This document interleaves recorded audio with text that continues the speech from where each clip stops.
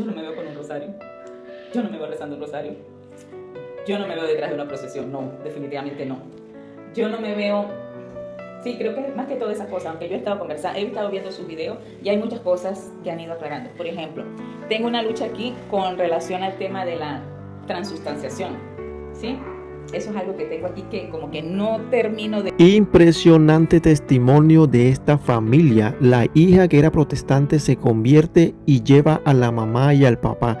Escuchen bien lo que dice la señora, la mamá, sobre el catolicismo. Ella dice que no se ve cargando una cruz o en una procesión o en muchas cosas del catolicismo. Escuchen bien con atención.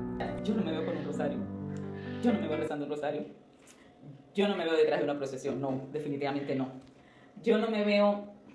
Sí, creo que más que todas esas cosas, aunque yo he estado conversando, he estado viendo sus videos y hay muchas cosas que han ido aclarando. Por ejemplo, tengo una lucha aquí con relación al tema de la transustanciación, ¿sí? Eso es algo que tengo aquí que como que no termino de aceptar, la transustanciación. Yo no me veo rezando el rosario. O sea, y no es que yo respete a María, no. Porque yo siempre lo he dicho y mi hija es testigo. De todas las mujeres de la Biblia, a quien más admiro es a María. Porque por algo Dios la escogió para que fuese la madre del Señor. Hay muchas virtudes que como mujer yo debo aprender e imitar de ella. Pero hay un choque allí. O sea, hay muchos choques en la cabeza. Yo sé que Dios va a ir haciendo un proceso. Y yo sé que necesitaría 6 meses conversando con usted. Pero yo sé que el mismo Dios es el que va a ir trabajando dentro de mí. Pero están esas inquietudes. Así tiene la Biblia, ¿sí? Sí. Tiene la Biblia. Me interesa responderle qué va a pasar. O sea, ¿qué pasa? ¿Qué pasa si yo me hago católico? ¿Qué pasa? Ciertamente hay una inquietud muy fuerte, ¿no? Ese es el problema que tuvo, si usted me permite, ese es el problema que tuvo San Pablo. Usted está en la misma situación de San Pablo. Porque San Pablo no comprendió nada. Si usted lee, vamos a mirarlo para que usted comprenda dónde está, en qué situación está. Si usted ve a San Pablo, primero, usted sabe ver quién era San Pablo. En el capítulo 22 de los Hechos de los Apóstoles, él dice quién era. Búsquelo. Él dice que era él, en el capítulo 22. 22. Y entonces ahí usted va a descubrir, primero, quién era, antes de convertirse. ¿Sí? Dice, padres y hermanos míos, escuchen ahora lo que tengo que decir en mi defensa. Al oír que les hablaba en lengua aramea, todos guardaron silencio. Pablo siguió diciendo, yo soy judío, nací... Capte como él va a decir que es. Yo soy judío. Es que ellos pensaban que él no era judío. O sea, porque ellos pensaban que él no era de esa religión. Porque estaba ahora metido a la religión de Jesucristo, lo que Jesucristo le ha dado. Entonces ellos dicen, pero este viene con una religión nueva, una religión que no es. O él está inventando algo, nos está queriendo llevar a otro lugar, cambiando. ¿Qué va a pasar? La pregunta, ¿no? Pablo quería a ellos llevarlos donde estaba y ellos preguntaban, pero ¿por qué no quiere llevar allá? Y él viene a decirle que era él, lo que a él le había pasado. Primero dice que era para que descubran qué había pasado. Lo mismo que usted hoy tiene que descubrir a la luz de la palabra de Dios, que usted está viviendo los mismos pasos de San Pablo, lo mismo. Yo soy judío, ¿qué más?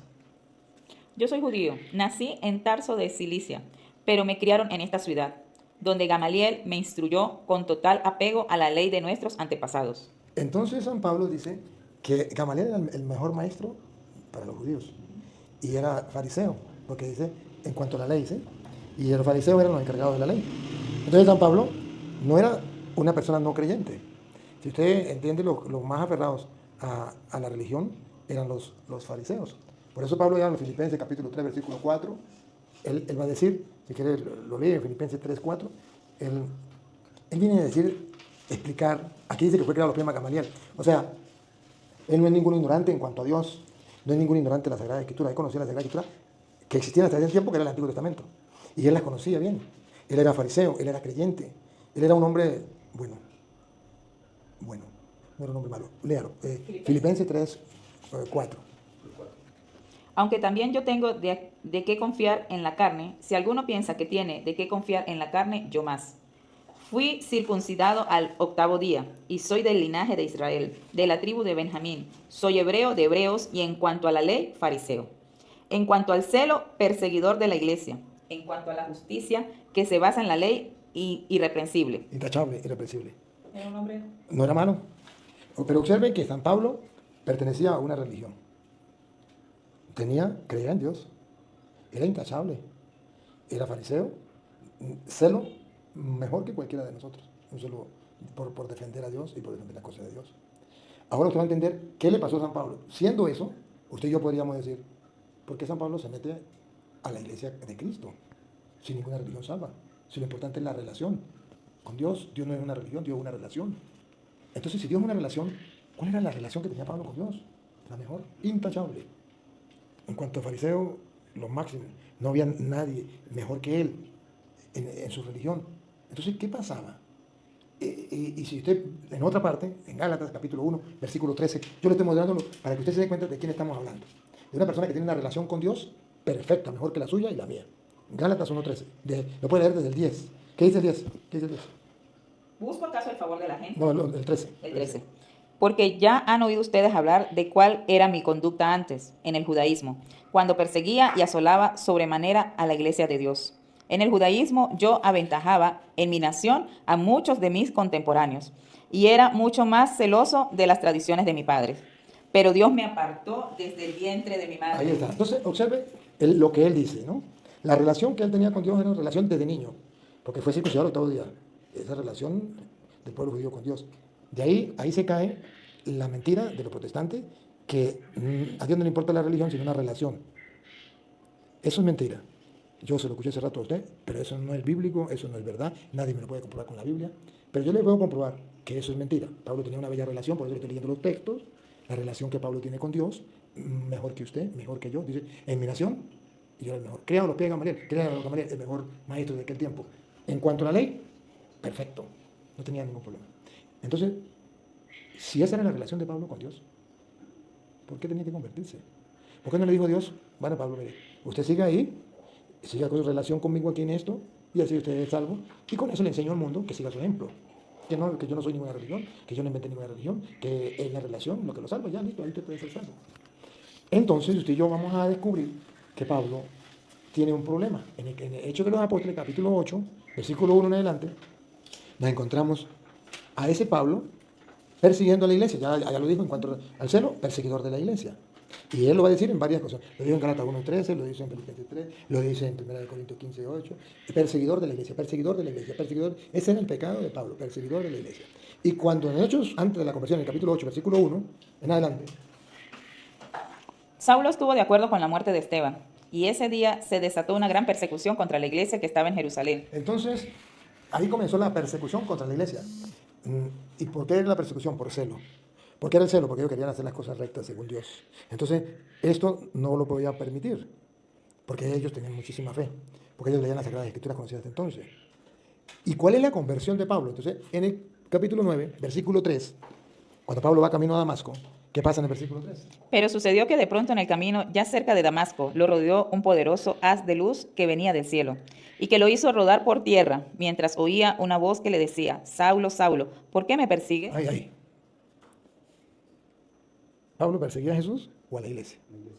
Pero se acuerda que le había dicho Jesús a los apóstoles en Lucas 10:16, quien a ustedes escucha, a mí me escucha, quien a ustedes rechaza, a mí me rechaza. ¿Se acuerda?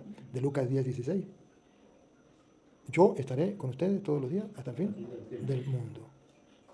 Entonces hay una unión, a punto que Pablo dice, Colosenses 1:18, Cristo es la cabeza y la iglesia es su cuerpo. Pablo lo aprendió ahí, todavía no lo sabía.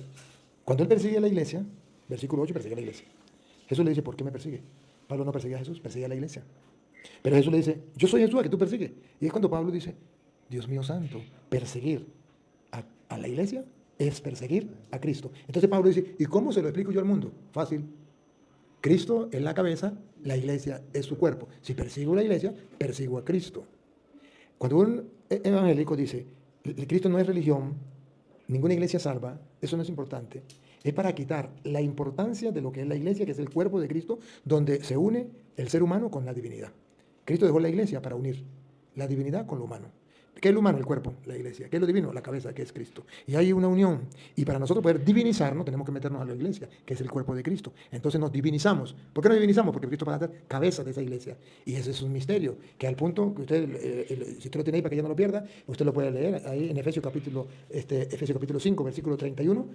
Hay una unidad tan perfecta en la iglesia, quiere decir Pablo, que eso es un misterio. Eso es un misterio, por eso la gente no lo logra entender. Lea. La Escritura dice, por eso dejará el hombre a su padre y a su madre, para unirse con su esposa, y los dos no formarán sino un solo ser. Un solo ser. Ahora mire cómo lo refiere a Cristo y a la iglesia. Ok, siga. Siga. Es este un misterio muy grande. Aquí la palabra misterio. Misterio. Porque un misterio pues, es difícil de comprender. Yo creo que los hermanos separados no lo entienden. Es este un misterio muy grande. Que dos sean uno. ¿Y cómo puede ser? Escuche.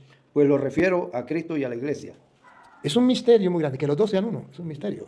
En ese misterio, que los dos sean uno, y dice Pablo, yo lo refiero, ¿quieren saber cómo el marido y la mujer pasan a ser uno? Yo se lo refiero a Cristo y a la iglesia, es un misterio, pero hay un misterio, Cristo se une a la iglesia, y entonces Pablo explica ese misterio diciendo la iglesia es el cuerpo y Cristo es la cabeza, para que usted y yo entendamos la importancia de la iglesia. Entonces, si yo no estoy en la iglesia, yo puedo ser más justo, yo puedo tener una relación con Dios como la de Pablo, la mejor que cualquiera, en la nación judía, entre los judíos, imagínense usted, entre los judíos, el que tenía una relación mejor con Dios era Pablo, pero le faltaba la conversión. Entonces Jesús le viene a decir, Saulo, Saulo, ¿por qué me persigue? Y la pregunta de Pablo de una, a ver, Hechos 9, el 4, por ahí el 3, 4, la respuesta de Pablo, ¿qué dijo Pablo? Ajá, dice, está en el 5, y él contestó, ¿quién eres, Señor? Y la voz le dijo, yo soy Jesús, a quien tú persigues. Ahí donde Pablo queda perdido, porque Jesús, Pablo no perseguía a Jesús, en el 8 dice perseguía a la iglesia, no perseguía a Jesús. Aquí es donde los hermanos separados separan la iglesia de Cristo, y Pablo no. Y Cristo tampoco, la Biblia no separa. En ninguna parte usted me puede encontrar Cristo separado de la iglesia, nunca.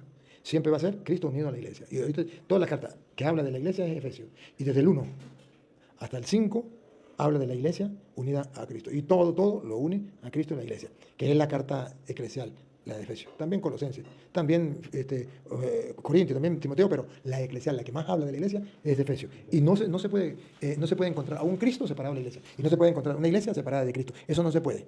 Ahora, ¿cómo lo hacen los hermanos? ¿Cómo logran ellos separar cuando es un misterio? Como el marido y la mujer, que los dos son uno. ¿Cómo lo pueden lograr separar? No sé cómo lo hacen. Pero en la Biblia no existe. ¿Por qué me persigue? Yo soy Jesús a que tú persigues. Ahora, cuando él cae en cuenta que es Jesús el que persigue, es decir, eso viene de Dios, porque recuerda que fue una luz que venía del cielo. Entonces se dio cuenta que Jesús era Dios.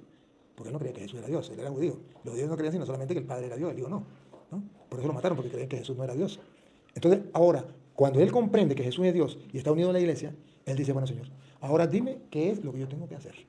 Que sería la pregunta, la que usted se decía hace rato. ¿Y ahora qué hago yo? ¿Y qué tengo que hacer? Escuchen lo que dice. Esa es la pregunta que le hizo Pablo.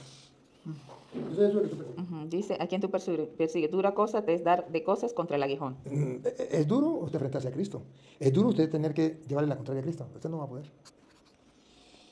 Él temblando de temor dijo, Señor, ¿qué quieres que yo haga? Ahí está usted. Ahí donde está. Ahí es donde estoy. Ahí donde está. Pero si usted buscara la respuesta bíblica, no tendría que yo decírsela. Usted mismo le diría, Señor, ¿qué quieres que yo haga? Observe la respuesta que Jesús le da a Pablo. Y el Señor le dijo, levántate y entra en la ciudad. Allí te dirá lo que debes hacer. ¿Allí qué? ¿Allí qué? Te dirá lo que debes ¿Te dirá o te dirán? Te dirá. No con N. No termina en N. Te dirá. ¿No termina en N? No. ¿Allí te dirá? ¿Termina en A? Te dirá. ¿Dónde dice? Okay. Tengo Reina Valera contemporánea. Ah. Te dirá. Estoy en Hechos. Aquí está. Aquí. Te dirá. ¿Hecho qué? 9. ¿Te dirá? Suena raro, ¿te dirá? ¿Hecho Ok. 9 qué? 9:6. Pero de todas maneras, que le van a decir, ¿sí? Allí se te dirá. ¿Te dirá? No se te dirá. Se te En dirá. singular. Eso sí, se te dirá. Allá alguien le va a decir. Pero aquí se te dirá. Está diciendo, se supone que ya dijo alguien. Petronilo te dirá. Allí se te dirá. Se te dirá, sí. En el Se te dirá, no sabemos quién. Entonces, aquí, allá, léalo otra vez, ¿no? Allá aquí. Allí se te dirá. Así sí. Así sí. Allí se te dirá lo que debes hacer. No, así sí, así sí. De que no cuadra, mami, no cuadra. Hay mucha diferencia. Claro, hay mucha diferencia. Ahora sí, se te dirá. Mire, observa que le está diciendo. ¿Qué le está diciendo a Pablo? Necesito que creas. Le está tumbando todo lo que él trae, lo que él sabe. ¿Por qué? Porque él tenía sufriendo. El ministerio de él era más grande que cualquiera. Él era el discípulo que iba a sustituir al mejor maestro de los judíos, a Gamaliel. ¿Cómo va a dejar ese ministerio él? Además, allí se te dirá, ¿cómo? Si yo soy el que tengo que enseñar, porque la instrucción que yo tengo, ¿quién la va a tener mejor que yo? El conocimiento que yo tengo, la relación que yo tengo con Dios, la experiencia que yo tengo con Dios, ¿quién la va a tener mejor que yo? Y Jesús le dice, allí se te dirá. O sea, ni siquiera le dice quién le va a decir, sino se te dirá. Cualquiera puede decirle a él el que el Señor mande. Después le va a decir quién es. Allí se te dirá lo que tiene que hacer. Entonces Jesús lo está llevando a él a la fe, a creer lo que le van a decir. Cosa que él se suponía que ella tenía toda la fe. Claro. Ahora sigue.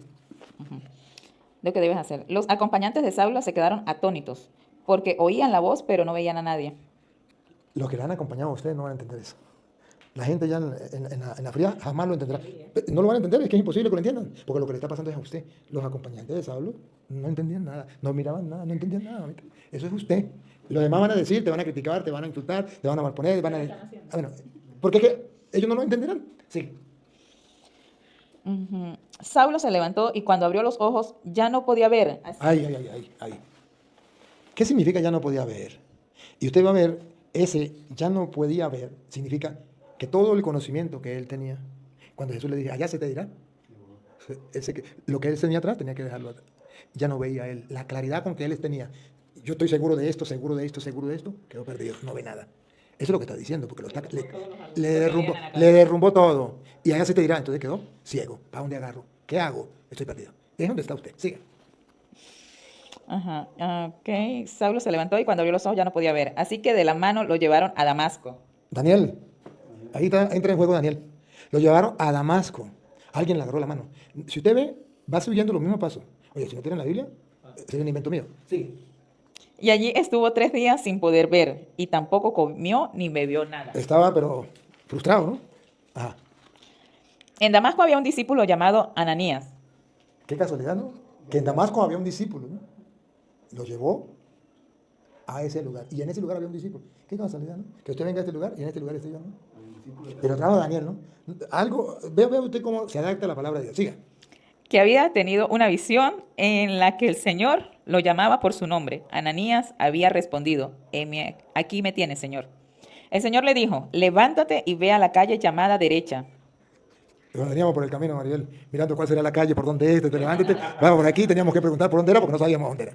Allí en la casa de Judas busca a un hombre llamado Saulo, que es de Tarso y está orando. ¿Se da cuenta? Se da cuenta que Pablo lo hacía por ignorancia y era un hombre de Dios. No era cualquier tonto, estaba orando.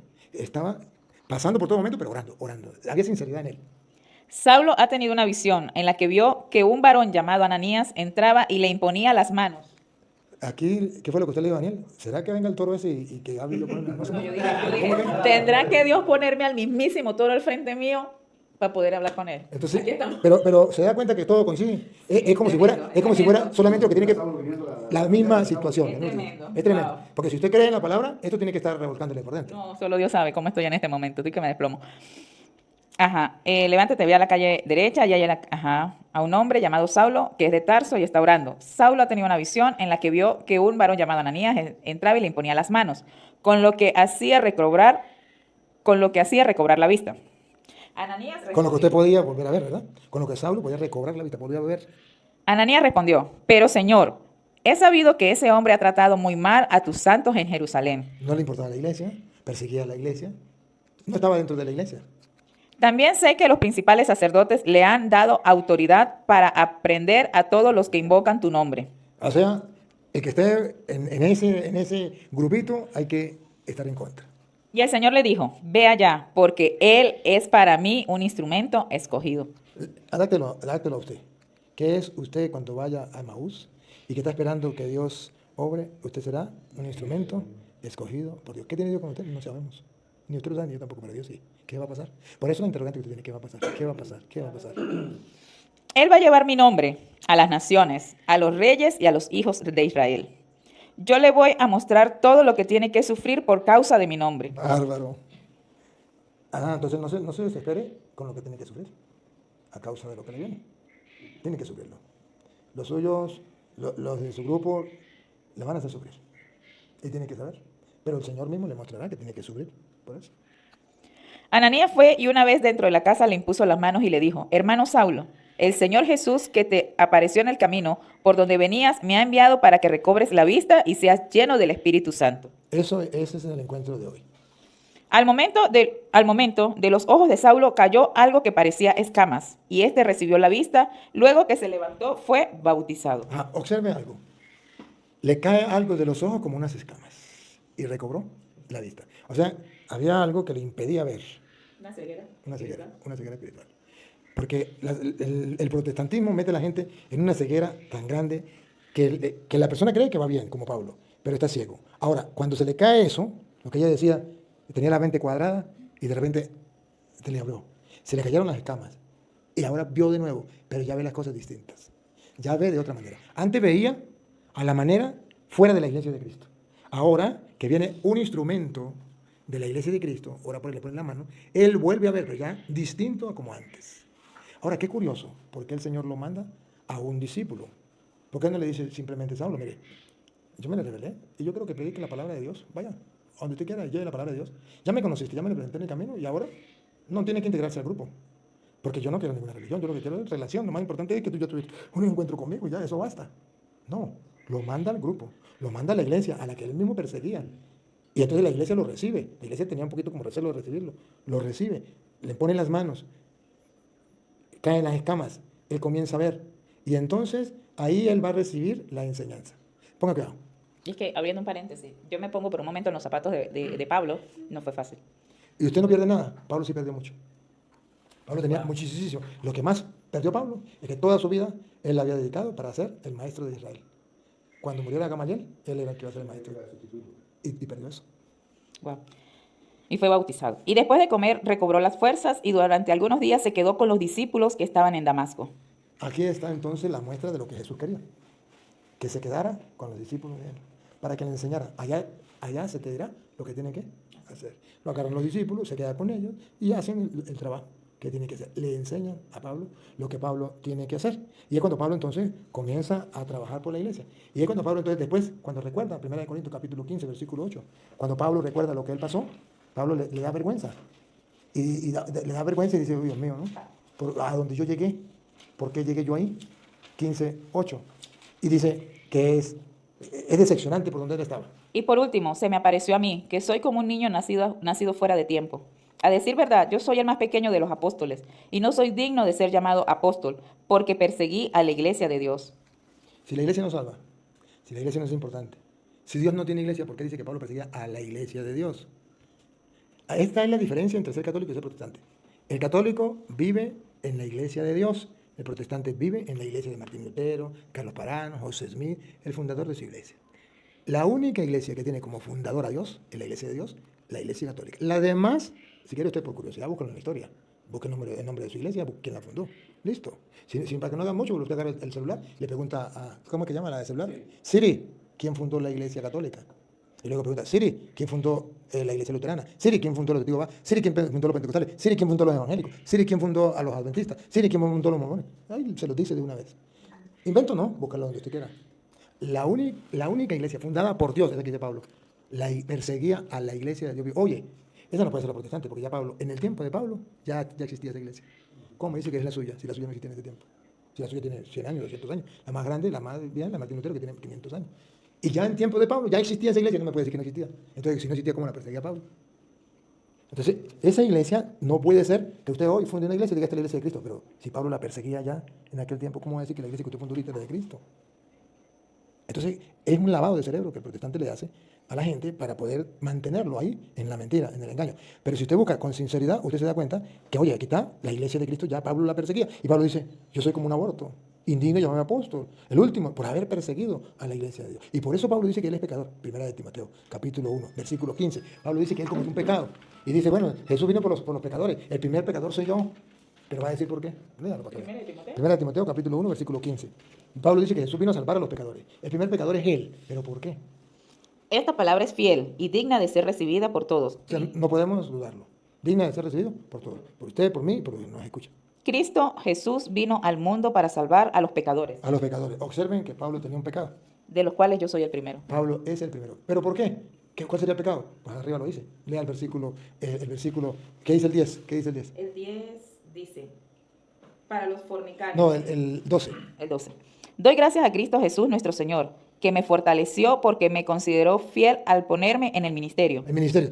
Ya lo puso en el ministerio. Ya lo integró a la iglesia y lo puso en el ministerio. Gracias a Dios. Ahora dice, yo no lo merezco. Aun cuando antes yo había sido blasfemo, perseguidor e injuriador. ¿Perseguidor de qué era?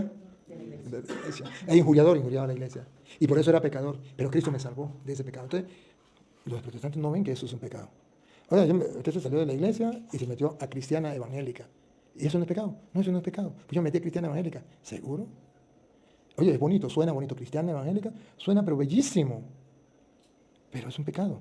Salirse de la iglesia de Dios para meterse en la iglesia de un hombre. Eso es un pecado. No me estoy metiendo a evangélica. Porque el Evangelio ya estaba antes de que viniera Martín Lutero. Ya existía el Evangelio. Ya existían gente que vivía el Evangelio. Cristianos ya existían antes de Martín Lutero. O sea, ¿cómo se le ocurre que cristiano evangélico? O sea que antes de Martín Lutero no existían ni los cristianos evangélicos, nada. O sea, nadie leía el Evangelio, nadie creía en el Evangelio, nadie se bautizaba, nadie era cristiano. Ah, pero viene un protestante y agarra el título y dice, yo me meto cristiano evangélico. Y la gente dice, suena bonito, esto es lo mejor, esto es lo que yo quiero. Pues claro, con mentiras, ¿quién no? Lo engañan a uno y dice, pues sí, me meto cristiano evangélico. Entonces yo me metí al Evangelio. ¿Se metió al Evangelio o se salió del Evangelio? Porque lo que no se dan cuenta en el Evangelio es que se sale del Evangelio. Porque el Evangelio dice las cosas claritas, tal. Y entonces, cuando Pablo dice por qué es un pecado, entonces Pablo trata de explicar él mismo por qué él cometió un pecado, por qué Dios le dijo que se convirtiera. Si usted mira en Colosenses 1:18, búsquelo, Colosenses 1:18, entonces usted va a descubrir que Pablo ya comienza a expresar por qué él tuvo que integrarse en la iglesia. Él es la cabeza del cuerpo, que es la iglesia. Él es el principio, el primogénito de entre los muertos, para tener la preeminencia en todo. Entonces observe usted quién es la cabeza de la iglesia. Si usted lee un poquito más atrás, si usted lee el versículo 15, el 16. Bueno, si quiere, desde el 15. Él es la imagen del Dios invisible. Él es la imagen del Dios invisible, el primogénito de toda la creación. Estamos hablando de Dios, ¿verdad? Jesús que es Dios. El primero muestra que Jesús es Dios. Antes de decir que Jesús es la cabeza de la iglesia, muestra que Jesús es Dios. Primero muestra que es Dios. ¿Sí? Él es la imagen del Dios invisible, primogénito de toda criatura. Y va mostrando. Yo quiero primero que usted descubra cómo Pablo no dice así directo, Cristo es la cabeza de la iglesia. Primero dice, Cristo es Dios, y después dice, es la cabeza de la iglesia. Para decir, Dios está unido a la iglesia, y usted no puede separar a Dios de la iglesia. Ponga cuidado, otra vez. Él es la imagen de Dios invisible. Él es la imagen de Dios invisible, Por ahí comienza, pero no lo dice tan claro porque dice que es una imagen, pues vamos a decir que no es Dios todavía. el primogénito de toda la creación. Todavía no podemos ver que sea Dios. En él fue creado todo lo que hay en los cielos y en la tierra, todo lo visible y lo invisible, tronos, poderes, principados y autoridades. Ahí viene, ponga cuidado. Todo fue creado por medio de él y para él. Por medio de Él, Y para Él. o sea que Él es Dios. Por medio de Él, todo fue creado. Y para Él, todo fue creado. Entonces Él es Dios.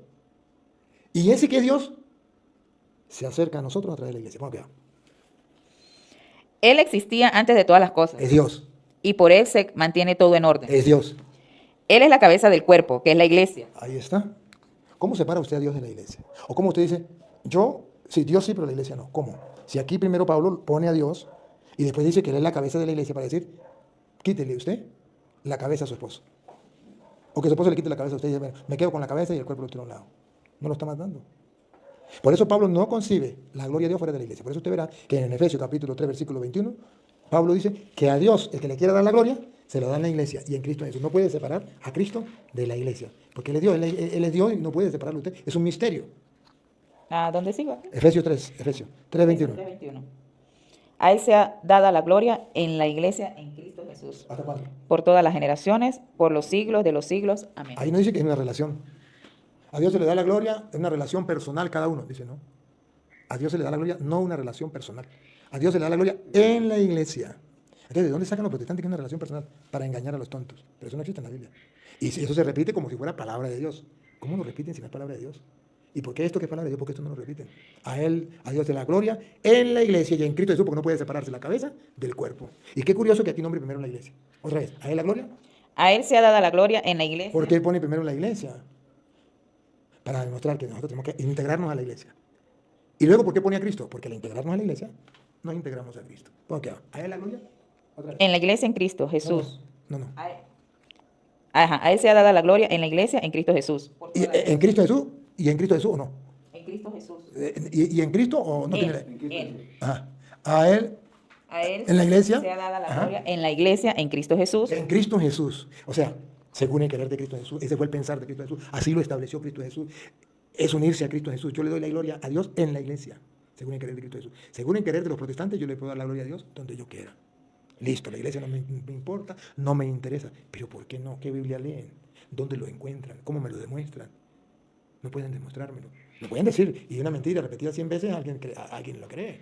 Y lo dice, y lo dice, y lo dice. ¿Y hasta cuándo? A ver si dice, bueno, hasta que vengan los protestantes, hasta que vengan los evangélicos. A ver, ¿hasta cuándo? Por todas las generaciones, por los siglos de los siglos. Amén. No hay un tiempo, no hay un día, no hay un minuto donde usted le pueda dar la gloria a Dios fuera de la iglesia. Por eso Jesús le dice, Saulo, ¿por qué me persigue? Por eso Pablo daba gloria a Dios. Pablo era para la gloria, pero quería hacerlo fuera de la iglesia. No lo pudo, no lo logró. Jesús le dice, tiene que convertirse. Y es entonces el afán que yo tengo por la conversión de los protestantes. El protestante dice, pero ¿usted por qué se mete conmigo? ¿Por qué usted no se mete con los borrachos, con los ladrones? ¿Por qué tiene que ser con nosotros? Porque es que los borrachos saben que están en pecado.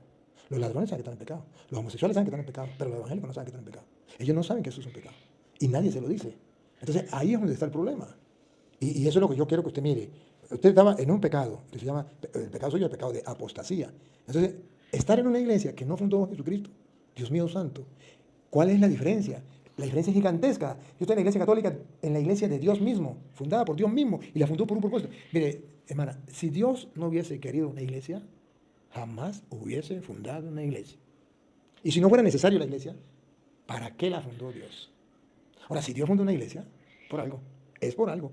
Ahora, el diablo es el enemigo de Dios. Entonces dice, no, ¿para qué? Le presento miles, porque hay miles de iglesias. Usted puede darle gloria a Dios aquí, porque todo es lo mismo. Es lo mismo. No, no es lo mismo. Si es lo mismo, pues si es lo mismo, ¿por qué no vienen todos los evangélicos para la iglesia católica? Al fin y al cabo es lo mismo. ¿Por qué no vienen? Es lo mismo. Ah, no, no me puedo venir para acá porque... Ah, ¿por qué? Porque no es lo mismo, ¿verdad? Entonces no digan que es lo mismo. Pero entonces, al decir que es lo mismo es para engañar. Es la psicología protestante, para engañar a la gente.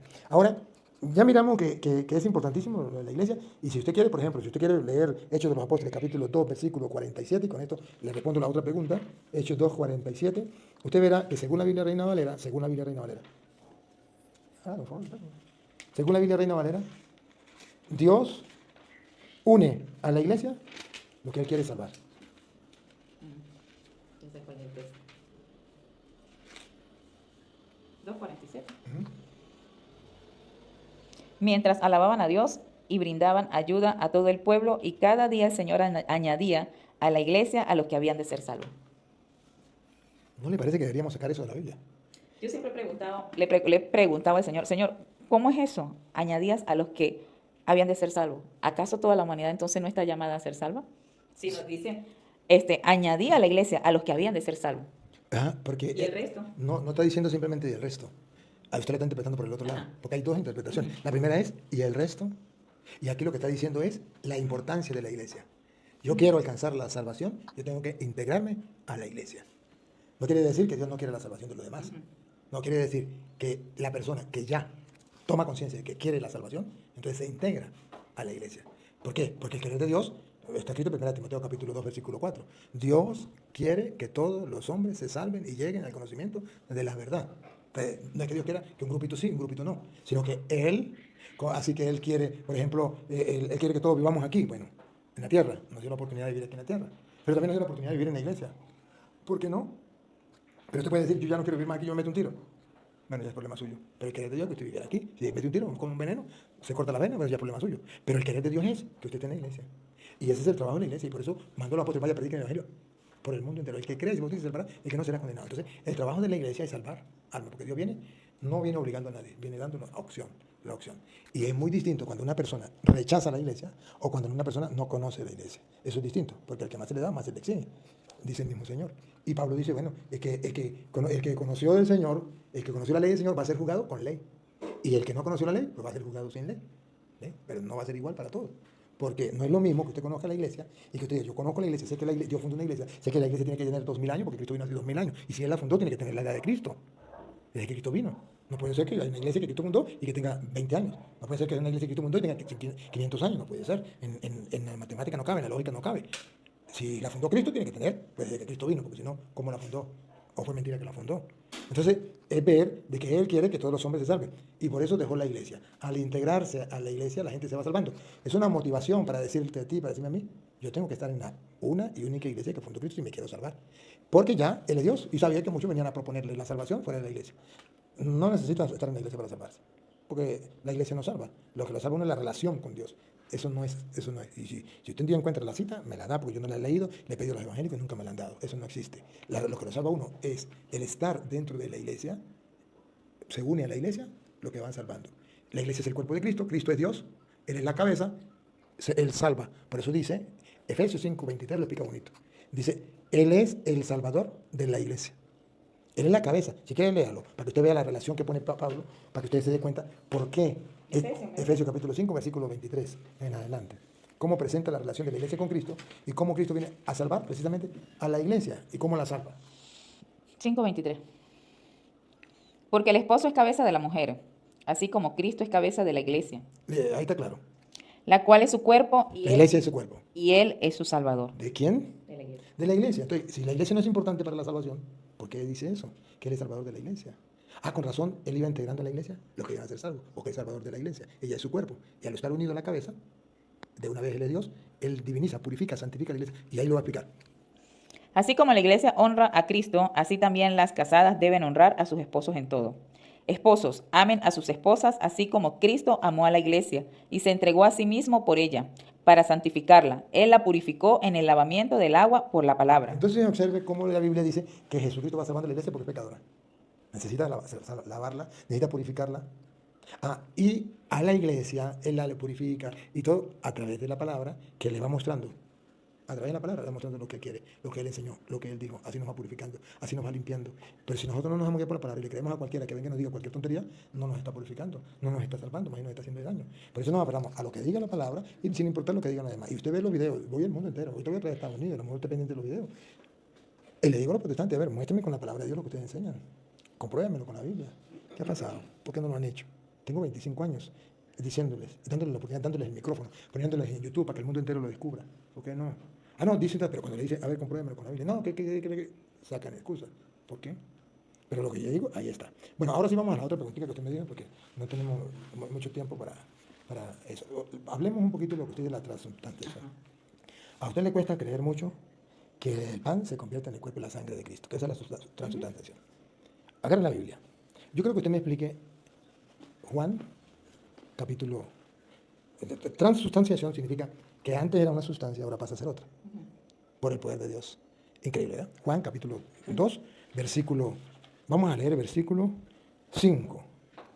¿Qué dice el 5? Juan 2:5. Juan 2:5, ¿qué dice el 5? Su madre le dijo a los que servían, hagan todo lo que Él les diga. Sí. En ese lugar había 6 tinajas de piedra para agua. Ese lugar, como las que usaban los judíos para el rito de la purificación. Cada una con capacidad de más de 50 litros. Y Jesús le dijo, llenen de agua esas tinajas. ¿De qué la mandó a llenar? De agua. ¿Cuál era la sustancia? Agua. Agua. Ahora vamos a ver si hay una transustanciación. Ya un momentico. Y las llenaron hasta arriba. ¿De qué? ¿De qué? De agua. Entonces les dijo, ahora saquen lo que está allí y llévenselo al catador, y se lo llevaron. El catador probó el agua hecha vino. Transustanciación. Ahí hay una transustanciación. El catador probó el agua hecha vino. Siga. El catador probó el agua hecha vino sin que él supiera de dónde era, aunque sí lo sabían los sirvientes. Unos saben, otros no. Los sirvientes sabían que había existido una transustanciación. Algo había pasado. Ya no era agua, ahora vino. ¿Qué pasó? ¿Eso es imposible para Dios o es posible? ¿Hay pruebas en la Biblia que se puede hacer o no? Hay otra más. San Juan capítulo 1, versículo el 14.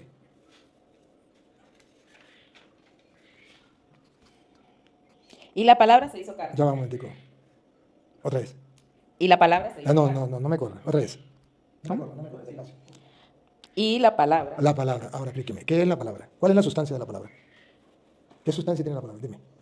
¿Cómo es la sustancia de la palabra? La palabra. La palabra adquiere una sustancia distinta. ¿Qué se hizo la palabra? Carne. Carne. ¿Hubo una transustanciación o no? ¿Cómo? Pero usted lo cree. Porque los evangélicos no se lo han negado. El día que los evangélicos lo nieguen, pues los protestantes comienzan a decir que eso es mentira. Porque es imposible que la palabra se haga carne. Eso es para tontos. ¿Cómo va a creer que la palabra se haga carne? ¿Cómo va a creer que el agua se haga vino? Eso no puede ser. Eso es mentira. Eso va en contra de la naturaleza. Eso va en contra de la lógica. Eso es verdad. Va en contra de la lógica. ¿Pero por qué lo creemos? Porque dice la palabra. Ahora, ¿qué pasa? ¿Por qué nosotros creemos que el pan se convierte en el cuerpo de Cristo? ¿Por qué está escrito? San Lucas 22, 19. Luego tomó el pan, ¿Qué? El pan, como ya tomaron el agua. lo partió y dio gracias y les dijo. Ahora vean. Y les dio, perdón. ¿Y les dio? Al tiempo que decía, Decía. esto es mi cuerpo. A ver. ¿Decía que eso era su cuerpo o no era su cuerpo? Esto es mi cuerpo que por ustedes es entregado. Ahora pregunto. ¿Lo estaba echando broma o lo estaba diciendo en serio? Ah, si lo estaba diciendo en serio, entonces tenemos que comprobarlo. Tenemos que comprobarlo. Que ese es el cuerpo de Cristo. Para poder creer en la transustanciación.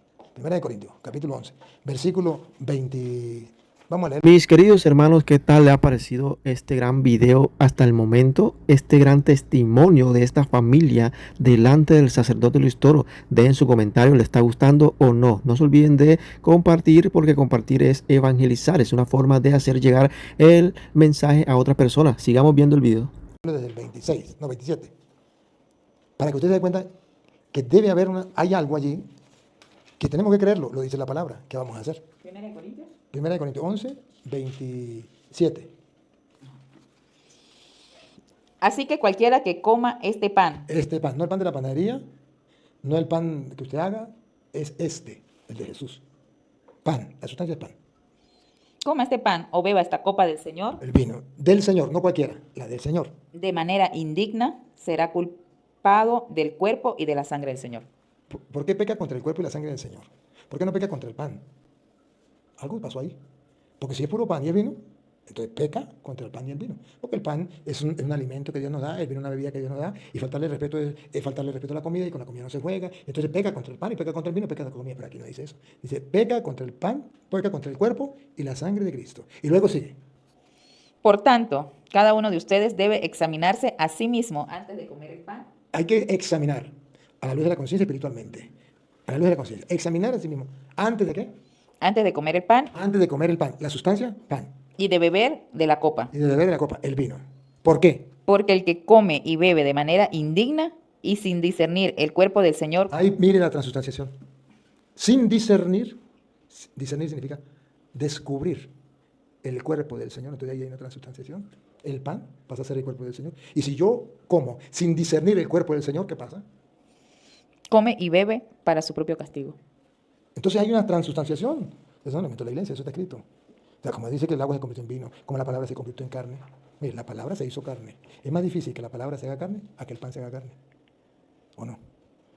A mí me es más difícil creer que la palabra se... ¿Cómo la palabra se va a hacer carne? Y se hizo carne. Ahora, el pan no puede hacer carne. Y ahí lo dice. El que no sea capaz de discernir, de descubrir la transustanciación, no reconoce que ahí está el cuerpo de Cristo, se come su propia condenación. ¿Por qué dice eso?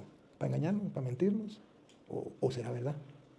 Al punto que si usted no lo hace, usted verá que ahí mismo, 1 Corintios capítulo 10. Pero antes me gustaría que me comentara esto que dice aquí. Por esto hay entre ustedes muchos enfermos y debilitados y muchos han muerto. ¿De qué está hablando? Espiritualmente, muchos enfermos, muchos débiles en la fe y muchos que ya están muertos. ¿Por qué? Porque están comiendo sin discernir el cuerpo. Y que lo come, se traga su propia condenación, entonces ya está muerto en vida. Anda con cadáver dentro. Aquello de la muerte espiritual, ¿no? ¿Por qué? Por no discernir el cuerpo de Cristo, por no creer en la palabra de Dios. Tiene que creer en la palabra de Dios. Y Jesús lo dijo, esto es mi cuerpo, listo. Pero es que yo no creo que eso es el cuerpo, yo creo que Jesús dijo que eso simbolizaba su cuerpo. Y es que esa palabra no existía. Sí existía, porque Jesús no dijo, tomen, coman, esto simboliza mi cuerpo. ¿Por qué nos engaña? Ahora, si Jesús dijo, esto es mi cuerpo, si lo dijo en serio, los protestantes están en un problema. Si lo dijo de mentira, Jesús es un mentiroso, no es Dios. Nos engañó. Es el farsante más grande del mundo. Nos engañó. Nos miente. ¿Para qué nos miente? ¿No es que Dios no puede mentir? Pero algo pasó. Esto es mi cuerpo. ¿Qué obligación tenía de decirnos eso? ¿Por qué no dije otra cosa? Porque lo más lógico tenía que decir, esto simboliza mi cuerpo. No lo digo. Pero luego usted mira, Pablo lo explica un poquitico más atrás, en el capítulo 10. ¿En 1 Corintios? Sí, 1 Corintios 10. ¿Qué verso? Va a leer el verso, vamos a leer el verso 14. ¿Qué dice el 14? Por tanto, amados míos, huyan de la idolatría. Ahí. ¿Sabe que los protestantes hablan de la idolatría? Sí, y los católicos son idólatras. ¿Sí se acuerdan? Ah, y Pablo dice, huyan de la idolatría. ¿Usted quiere huir de la idolatría o no quiere huir? Quiere huir, ¿verdad? Bueno, si usted quiere huir de la idolatría, yo también. Ah, huir. Huir. Yo le entendí, oír. No, huir. Ah, claro, por supuesto. Por supuesto, porque Pablo comienza, el versículo 14, claro, comienza, huyan de la idolatría. A ver, aquí, abuelo pájaro. Idolatría es adorar a otro Dios que no sea el Dios verdadero. ¿Sí o no? Y Pablo va a decir cómo se adora a otro Dios y cómo se adora a Dios del cielo. ¿Usted cómo quiere hacer? ¿Adorar a otro Dios o adorar al Dios del cielo? Adorar a Dios. Y cuando usted adora a Dios, ¿está huyendo de la? Idolatría. ¿Me captó la idea o no? ¿Está dispuesta a ver cómo se huye de la idolatría y cómo se adora a Dios? Leerlo en la Biblia, usted mismo lo lee. ¿Está dispuesto a leerlo? Bueno, otra vez repita la palabra. Por tanto, amados míos, huyan de la idolatría. Muy bien. Pero vamos a comer el camero despacio, no tiene afán, ¿verdad? No tiene afán. Versículo 21. ¿De acá? Sí, voy de para atrás ahora. Porque yo me gusta el comienzo y al final y lo vamos a comiendo el caramelo. 22. Ustedes no pueden beber de la copa del Señor y también de la copa de los demonios. Ah, ya. Huyan de la idolatría. Huyan de la idolatría. Existe la copa de los demonios y la copa del Señor. Interesante. Ah, ya. Huyo de la idolatría. O sea, no, de la copa de los demonios ni amarrado. De la copa del Señor, sí. Y si me voy a la copa del Señor, huyo de la idolatría. Siga. No puede participar de la mesa del Señor y también de la mesa de los demonios. Bárbaro. Huyan de la idolatría. La mesa de los demonios, yo no. La mesa del Señor, sí. Para huir de la idolatría, yo tengo que adorar a Dios. ¿Cómo? En la mesa del Señor. Con la copa del Señor. ¿Y cuál será esa mesa del Señor? ¿Y cuál será esa copa del Señor? Diferente a la copa de los demonios y a la mesa de los demonios. Porque yo no puedo participar de la copa de los demonios. Yo tengo que huir de la idolatría, que es la copa de los demonios, la mesa de los demonios. ¿Me va captando la idea, sí o no? ¿Y cuál es la mesa de los demonios? Eso es lo que tenemos que ver. Eso es lo que tenemos que ver. Y primero, ¿y por qué no se pregunta, ¿y cuál es la mesa del Señor? Debería preguntarse las dos. Las dos están ahí, las dos. Y usted la va a ver las dos. Ahora sí, huyan de la idolatría.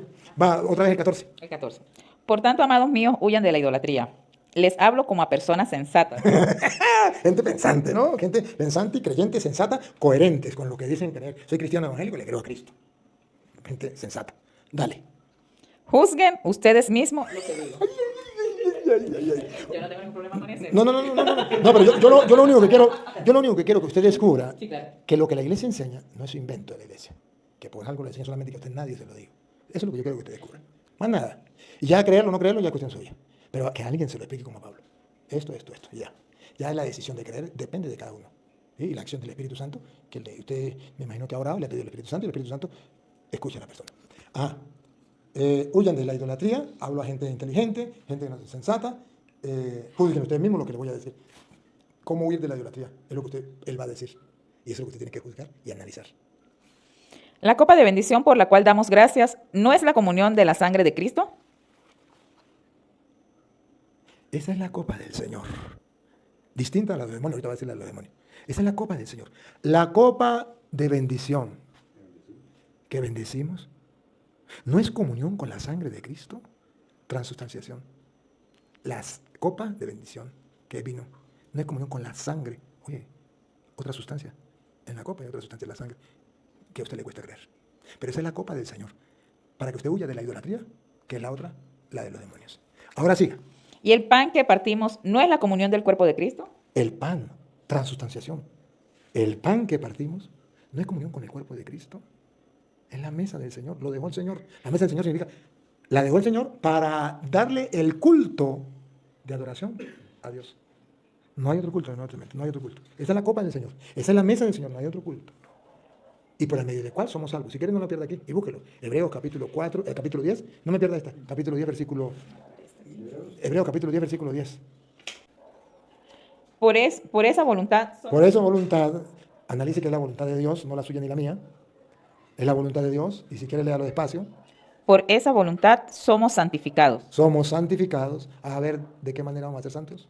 Mediante la ofrenda del cuerpo de Jesucristo hecha una sola vez y para siempre. El cuerpo de Jesucristo, la copa de bendición que bendecimos, no es comunión con el cuerpo de Cristo. El pan que partimos no es comunión con el cuerpo de Cristo. El que coma de este pan indignamente peca al no discernir el cuerpo de Cristo, porque es la manera, según la voluntad de Dios, que seamos santificados gracias a la ofrenda del cuerpo de Cristo. Tome, esto es mi cuerpo que es ofrendado por ustedes. Hagan esto en memoria mía. ¿Qué pasa?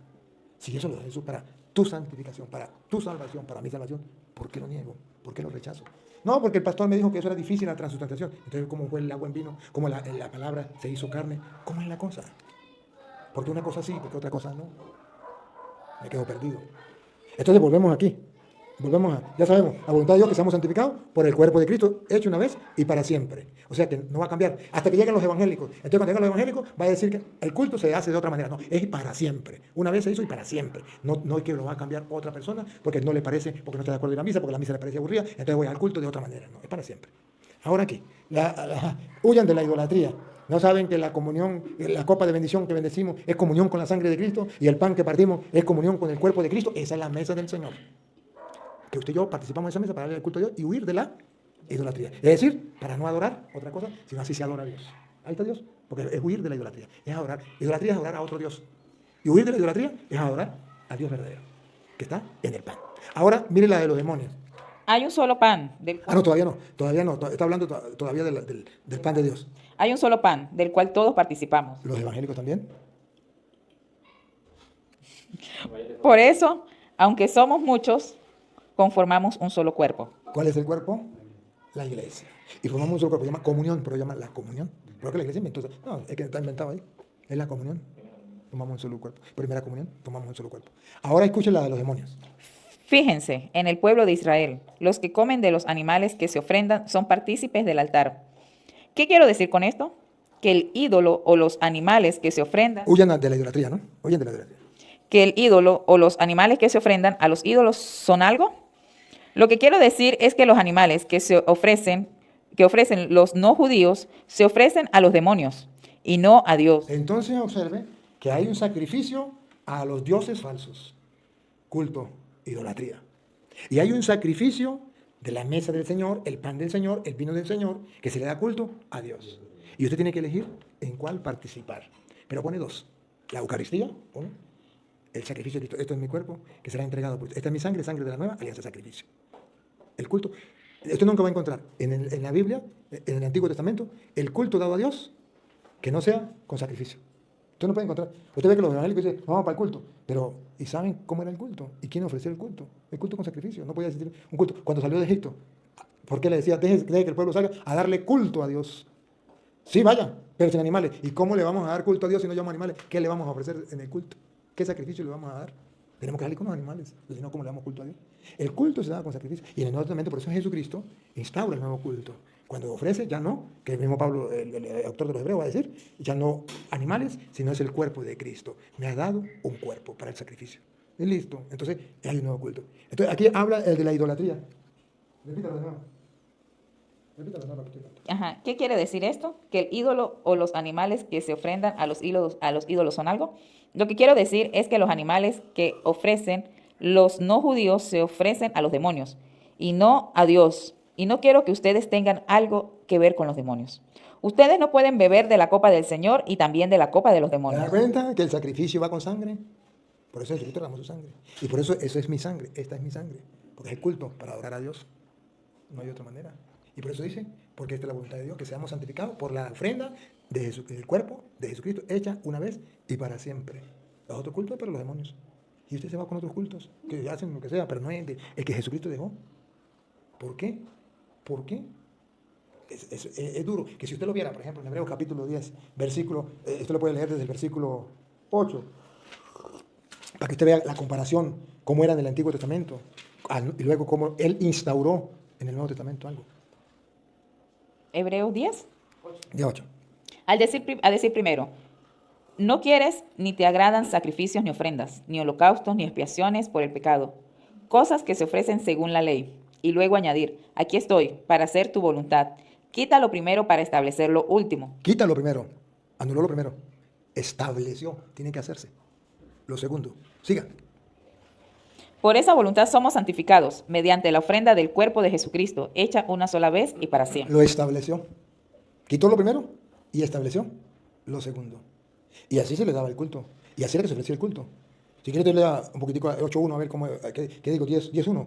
10.1 a ver. La ley es apenas el contorno de los bienes venideros, y no su imagen real. Por esto jamás podrá hacer perfecto a los que cada año se acercan a Dios para ofrecer los mismos sacrificios. Antiguo Testamento está hablando, ¿sí? Si en realidad pudiera, entonces los que rinden este culto... ¿Se da cuenta cómo se le rendía culto? Como culto tiene que ver con sacrificio. Lo importante es yo voy al culto. ¿De qué culto está hablando? ¿Dónde habla la Biblia que podemos ir al culto y no hay sacrificio ni sacerdote por el culto? Otra vez, el culto. Si en realidad pudiera, entonces los que rinden este culto, una vez limpios, dejarían de ofrecerlos, pues ya no tendrán más conciencia de pecado. Pero con estos sacrificios cada año se hace memoria de los pecados, porque la sangre de los toros y de los machos cabríos no pueden quitar los pecados. Por eso, al entrar en el mundo, Cristo dijo, ¿Vale? no quieres sacrificio y ofrenda, pero me has dado un cuerpo. El cuerpo de Cristo. Esto es mi cuerpo. El nuevo culto que Él estableció, quitó lo primero, estableció lo segundo. No te agradan los holocaustos ni las expiaciones por el pecado. Entonces dije, mi Dios, aquí estoy para hacer tu voluntad. Siga. Como está escrito está escrito de mí en el libro. Al decir primero, no quieres ni te agradan sacrificios ni ofrendas, ni holocaustos ni expiaciones por el pecado, cosas que se ofrecen según la ley. Y luego añadir, aquí estoy para hacer tu voluntad. Quítalo primero para establecer esto último. Estableció y la iglesia lo mantiene. Por esa voluntad somos santificados mediante la ofrenda del cuerpo de Jesucristo, hecho una sola vez y para siempre. Así es el culto de la nueva alianza. Hecho una vez y para siempre. Que viene a sustituir el culto del Antiguo Testamento. ¿Cómo los protestantes dicen que van para el culto? ¿Qué sacrificio ofrecen? ¿Y quién ofrece el sacrificio? ¿Quién ofrece el sacrificio del culto? El sacerdote. 9:6. 9:6 de Hebreos. ¿Quiénes son los que ofrecen el culto? Con todo esto dispuesto así, los sacerdotes entran continuamente en la primera parte del tabernáculo para celebrar los oficios del culto. ¿Quién? Los sacerdotes. Los protestantes tienen sacerdotes, ¿no? Y van al culto.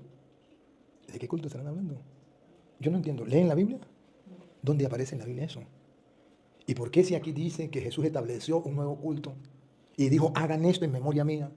En memoria mía significa, porque yo lo mando, recuerde que yo lo mandé y tienen que obedecerlo. ¿Por qué no lo hacen? Ahí es donde yo digo, no son creyentes, son creyones. Porque un creyente cree lo que está escrito. Un protestante no me puede demostrar a mí el culto protestante en la Biblia.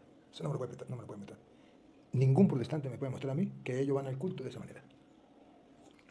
Porque nosotros venimos del pueblo de Israel. Y la fe de nosotros viene de la fe.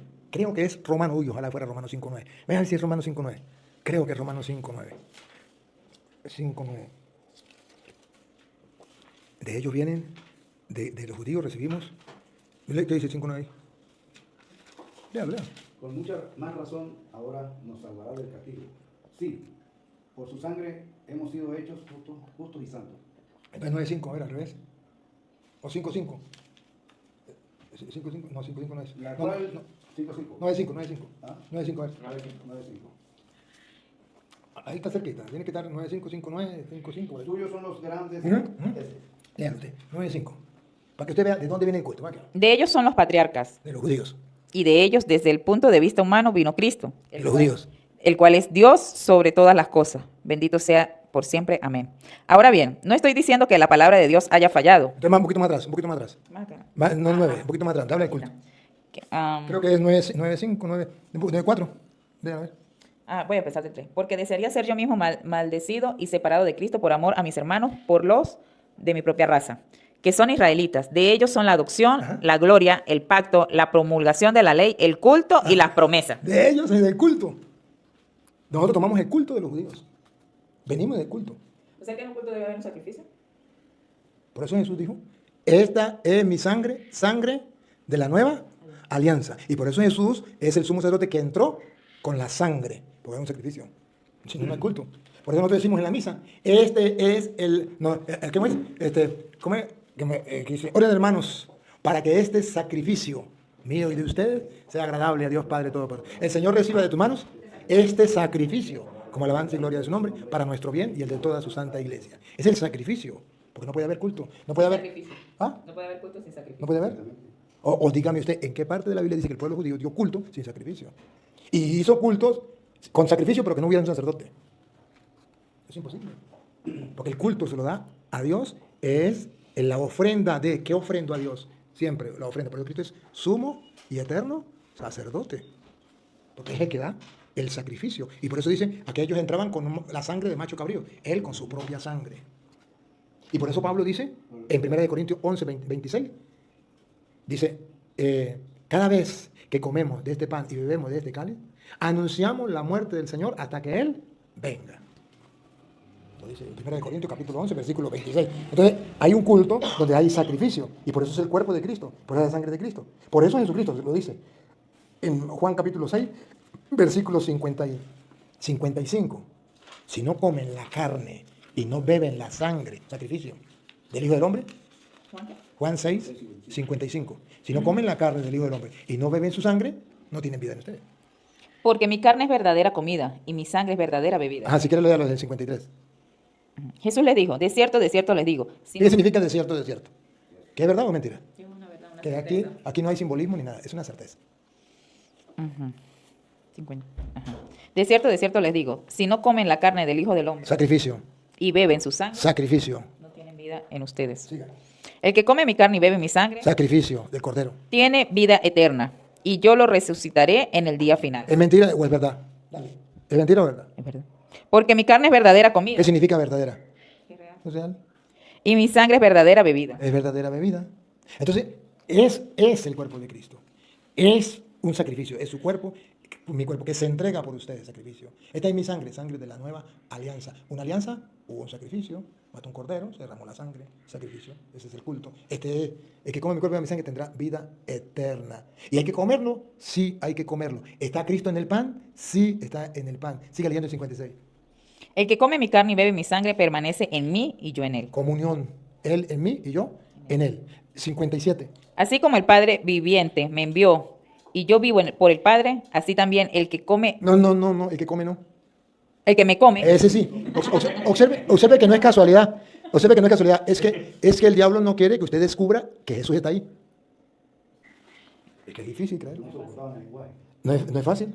No es fácil. Y entonces cuando él ve que muchos se van, ¿se acuerda cuántos eran? 5,000. ¿Se acuerda? Que en el capítulo- alimentación de Ajá, 5,000. 5,000. Eran 5,000. Y se fueron y lo dejaron. Ahora, cuando él le dice a los apóstoles, el 68, bueno, ahí después el 67, Ajá, dice, entonces Jesús les dijo a los 12, ¿también ustedes quieren irse? ajá, ¿también ustedes quieren irse? Ahora vean la respuesta. Porque ellos se quedan. Simón Pedro le respondió, Señor, ¿a quién iremos? ¿A quién iremos? Tú tienes palabras de vida eterna. ¿Se da cuenta? ¿Por qué no se fue Pedro? Porque creyó en la palabra. ¿Por qué no nos vamos los católicos a protestantes? Porque creemos en la palabra. ¿Por qué los protestantes se van de católicos? Porque no creen en la palabra. Si usted hubiese creído que Jesús estaba en la hostia, si usted el catequista le hubiese explicado esto, y usted se hubiese convencido de esto, y que ahí estaba Cristo, usted no se mete evangélica, jamás en la vida, porque usted no va a dejar de comer el cuerpo de Cristo para tener vida eterna, para ir a comer galleta con Coca-Cola. Jamás. Porque aquí está escrito. Y Pedro dice, ¿y a dónde vamos a ir? ¿A quién vamos a ir? ¿A los testigos? ¿A los pentecostales? Tú solo tienes palabra de vida eterna, y nosotros creemos. Entonces, lo que falta es creer en la palabra. Por eso a Pablo le faltó un pedacito donde dice, nosotros creemos. Tú tienes palabra de vida eterna. Ajá, y nosotros hemos creído y sabemos que tú eres el Cristo. No miente. El Hijo de Dios vivo. Claro, entonces nosotros le creemos. Le creemos. Pero entonces, el problema es ese. El problema es no creer. Esas palabras son muy duras, ¿quién va a creerlo? Pero, y si usted quiere ver cuando comenzó el problema, está en el 52. Lea el 52, versículo 52. Los judíos discutían entre sí y decían, ¿y cómo puede éste darnos a comer su carne? Eso es una transubstanciación, no puede ser. No puede ser, ¿cómo va a comer su carne? Y Jesús no dijo, no se dan cuenta que es un símbolo. No, Jesús no. Cuando dijo que estaban peleando, ¿qué les dijo? Jesús les dijo, de cierto les digo, si no comen la carne del Hijo del Hombre y beben su sangre, no tienen vida en ustedes. ¿Ven? Jesucristo les dijo, claro. No quieren creer que mi carne, no crean. Pero no tendrán vida en ustedes. Ahora, si creen. El que come mi carne y bebe mi sangre tiene vida eterna. Entonces, ¿qué es necesario? Versículo 45. ¿Qué es necesario para eso? En los profetas está escrito, No, el 47. de cierto les digo, el que cree en mí tiene vida eterna. Eso no lo discuto, en eso estoy clara. Y si está claro, ¿por qué no creen en lo que él dice? Porque es que el protestante dice que yo creo en lo que dice Cristo. Pero Cristo dijo, yo soy el pan vivo bajado del cielo. ¿Por qué no lo cree? Esto es mi cuerpo. ¿Por qué no lo cree? El que come mi cuerpo y mi sangre tendrá vida eterna. ¿Por qué no lo cree? O sea, debe haber coherencia entre lo que yo digo y lo que digo creer. No puedo decir, yo creo en Cristo, pero no le creo a lo que dice Cristo. Cristo dijo unas cuantas mentiras y esas no las creo. No puede ser. Si yo creo en Cristo, yo le creo a Cristo. Esa es la fe de la Iglesia Católica. La fe de la Iglesia Católica es, si Jesucristo lo dijo, lo creemos y nos cueste lo que nos cueste, pero nosotros no nos vamos como Pedro. Tú tienes palabra de vida eterna, nosotros ahí nos quedamos. Ahí nos aferramos, tú tienes palabra de vida eterna. Los otros dos se les pueden muy duro. ¿Quién podrá oírlo? ¿Quién podrá creerlo? Usted hoy elige cuál camino agarrar. Pero Dios le da la oportunidad de usted verlo con claridad y que usted lo tenga leyendo de la misma palabra de Dios. Solamente lo que tiene que es activar la fe. De cierto te digo, el que cree en mí tiene vida eterna. Es más, antes de comenzar él, en el versículo 26, lea el 26, cuando él se dio cuenta que lo querían hacer rey porque les iba a comer pan, y él le dijo, ustedes me buscan porque les iba a comer, ¿sí? Busque para qué. Jesús le respondió, de cierto les digo, que ustedes no me buscan por haber visto señales, sino porque comieron el pan y quedaron satisfechos. Trabajen, Mire la palabra, hay que trabajar, no es fácil. Hay que trabajar. ¿Por qué? pero no por la comida que perece, Porque les dio a comer pan y ellos estaban emocionados y iban a nombrar rey para que les diera bastante pan. sino por la comida que permanece para vida eterna, ¿Y cuál será esa? la cual el Hijo del Hombre les dará, porque a este señaló Dios el Padre. Entonces les dará un elemento espiritual. ¿Y cuál es el trabajo para poder comer ese alimento? Versículo 28 o 29. ¿Qué dice el 29? El 29. Jesús le respondió. No, el 28. Entonces le dijeron, ¿y qué debemos hacer para poner en práctica las obras de Dios? Jesús le respondió, Ahí viene la respuesta de Jesús. esta es la obra de Dios, que crean en aquel... ¿Cuál es la obra de Dios? Que crean ¿Cuál es la clave? Creer. ¿En quién? ¿En el pastor fulano, en Petronilo o en lo que dijo Cristo? En aquel que Él ha enviado. Ahí está. Todo, usted digo, para comer este alimento espiritual tiene que creer. Ese es el trabajo que tiene que hacer. O sea, hay que hacer un trabajo espiritual, de comenzar a ejercitar la fe, como ella dijo. Entonces hay que poner a tener una mente no cuadrada, sino a abrir el compás y comenzar a creer lo que dice la palabra. Porque el creer es una opción. Yo creo o no creo. Dios dice su palabra y yo decido si creo o no creo. ¿Cuál es el problema de los protestantes? ¿Y cuál es la diferencia entre el católico y el protestante? El protestante cree en Cristo, pero no le cree a Cristo. El católico cree en Cristo y le cree a Cristo. Es una diferencia bien grande. Cree en Cristo, y por eso el protestante dice, cree en Cristo y será salvo. Cree en Cristo y será salvo. Y el católico dice, no, cree en Cristo y créele a Cristo. Porque Lucas 6:46 dice, ¿por qué me llaman Señor, Señor? O sea, creen que Jesús es el Señor y no hacen lo que yo les mando. Necesitamos creerle a Jesucristo. Y ese es el trabajo que tenemos que hacer. Y así hemos llegado al final de este gran video con el sacerdote Luis Toro. ¿Qué tal le pareció este testimonio de esta hermosa familia? ¿Qué opinan ustedes de todo esto que contó esta señora? Dejen su comentario y no se olviden de compartir el video, porque compartir es una forma de evangelizar y le puede llegar a otras personas la enseñanza, el testimonio, y por medio de él pueden conocer a Dios. Así que compartan, mis hermanos, denle like y sigamos apoyando al sacerdote Luis Toro en todos sus videos. Nos vemos en una nueva oportunidad con otro video, con otra enseñanza con nuestro hermano el sacerdote Luis Toro.